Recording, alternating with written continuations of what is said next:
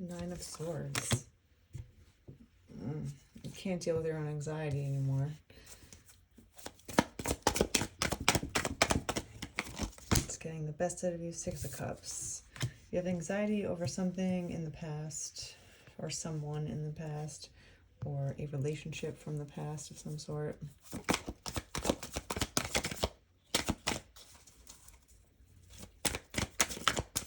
have to have patience. Ten of Wands, because it's overwhelming you. It's getting annoying. It's getting annoying.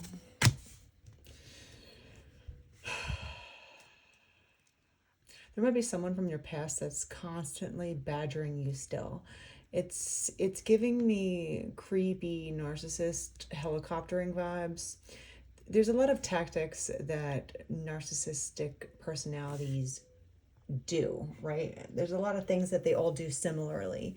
And one is helicoptering. And that means if, let's just say that you were in a relationship with a narcissist, you break up and you think you moved on until this narcissist then calls you again out of the blue a year and a half later and acts like nothing happened, or just tries to get into your life again, and you're just kind of stunned, intrigued, excited. You can't see the clear picture because you don't know that this is just a game.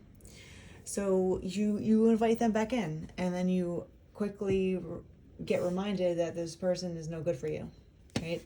But the helicoptering can happen over and over and over again. Like, the narcissist won't let you go.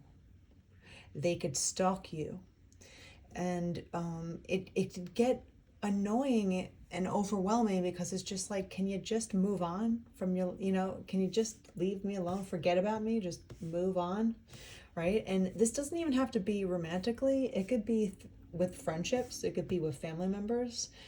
You can have a narcissistic friend that you don't talk to anymore that still stalks you, leaves you messages, watches your stuff with fake accounts, and thinks that you don't know because they're dumb.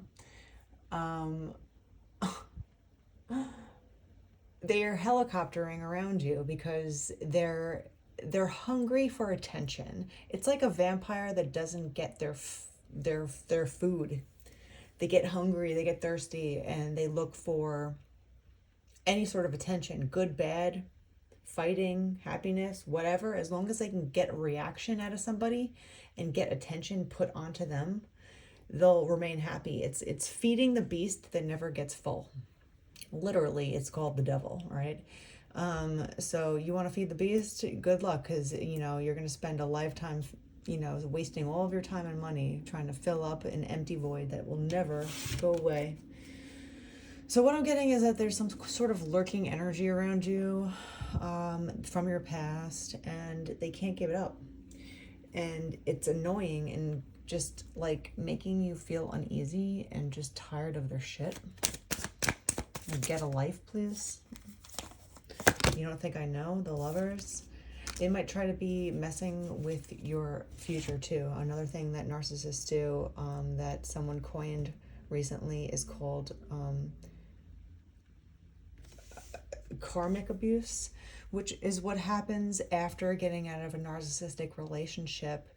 The karma, or the events that happen after your breakup, are also pretty shitty because they've set you up. If they're evil enough, they've set you up so terribly that you're going to struggle for a really long time after that, if not forever, depending on the severity of where you came from. But on average level of things, the events that happen after your breakup are also going to be extremely painful and hard to deal with. That's what makes people stay in these terrible abusive relationships, is because they know it's like picking the lesser evil, and sometimes people pick staying with an abuser because they know that their life is literally just it's really gonna be difficult. But you have to realize that it's going to be difficult staying with someone that's sucking the soul out of you constantly and literally patting you out like a fire, right? Until you finally go out. And that's what they want to do with your soul. So it's up to you on what difficulty you want to deal with here. But what I'm getting from this reading is that someone has messed you up so bad, or that they're so obsessed with you still currently, even if you don't talk to them, that they're trying to mess with other people, other relationships that you have or might have, so they can mess it up before you even get a chance. Because why are they so obsessed with you? It's like an obsessive hatred and love at the same time.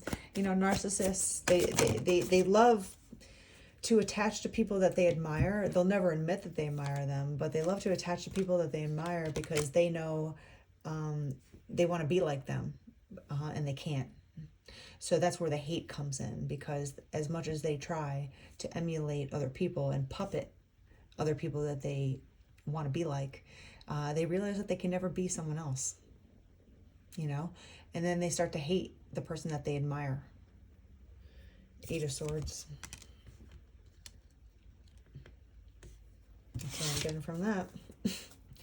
Fighting with someone that you hate, you know, that's not, instead of admiring and be friends with somebody and actually helping each other out like a friend would, you know, friends help each other out, friends help each other grow, just like being in a relationship.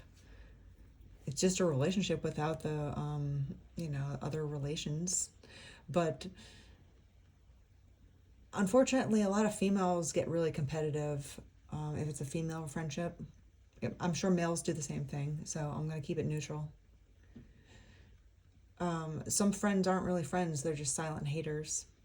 And they almost want to see you fail because it makes them feel better about their own failures.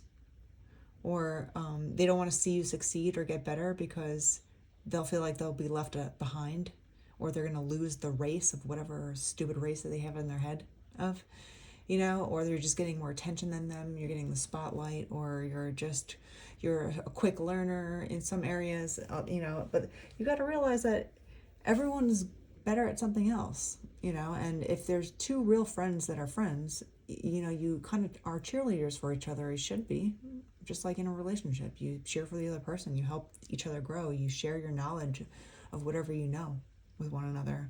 You're there for each other emotionally. You can trust one another. You don't talk about each other behind each other's backs to other people. You don't make gossiping rumors up about each other. That's not a friend. That's a frenemy. That's what I'm getting from this. 10 of Cups and the Lovers. I've been getting the 10 of Cups in the past couple days, every single reading. So this is high love energy that they're trying to combat with you. For some reason, they don't want to see you find someone to make you happy. For whatever reason, they could even be married themselves, right? These are the types of shitty people that are married, but then they're still obsessed with the guy before the person that they married. Or they married a guy that they knew that they could just walk all over like a rug and use them for their money and their material gain. Just because they know that the other person is kind of like passive and not aware of how much he's being emotionally abused, or that he's in bed with a narcissist. But she'll become obsessed with the guy that she was effing before she got married, right? Even while she's getting married, she's probably talking about the other guy. That's the kind of shitty people that I'm talking about here.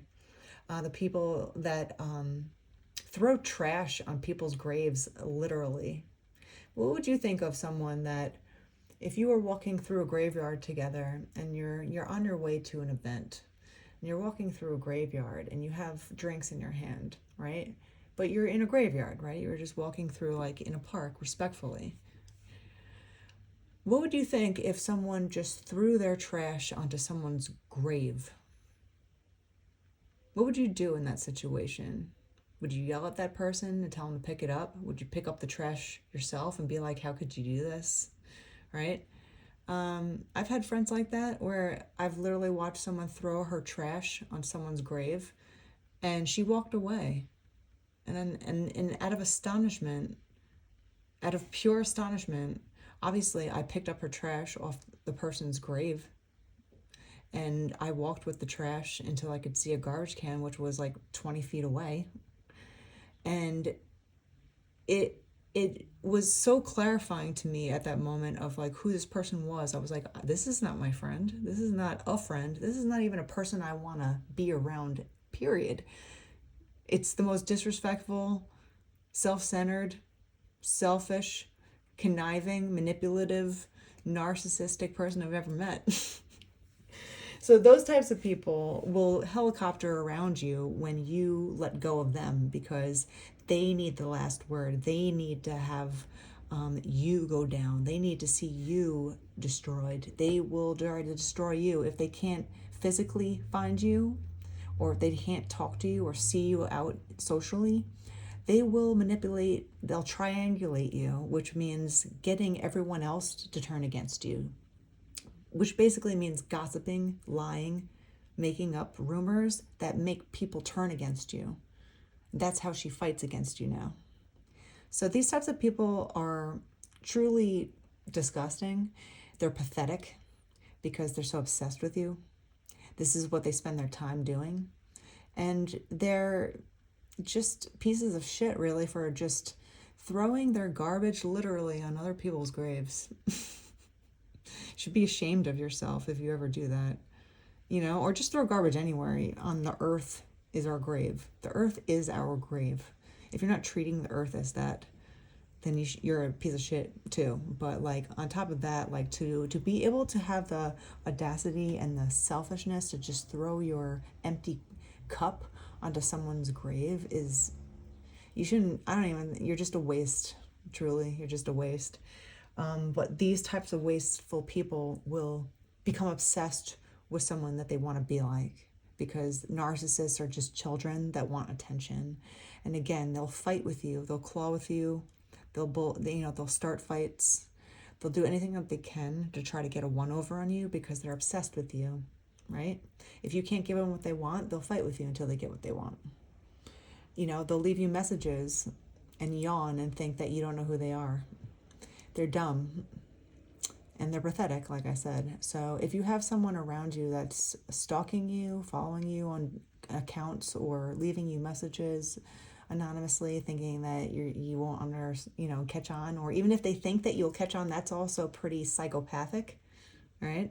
If they're leaving you messages knowing that you know who they are, that's stalking, it's threatening, it's weird behavior. It's a psycho you're dealing with. It's the dark triad. It's actually not a dark triad anymore. It's a dark quadrant, I believe it's called, of dark personalities. Narcissism is one of them. Psychopathy is another one.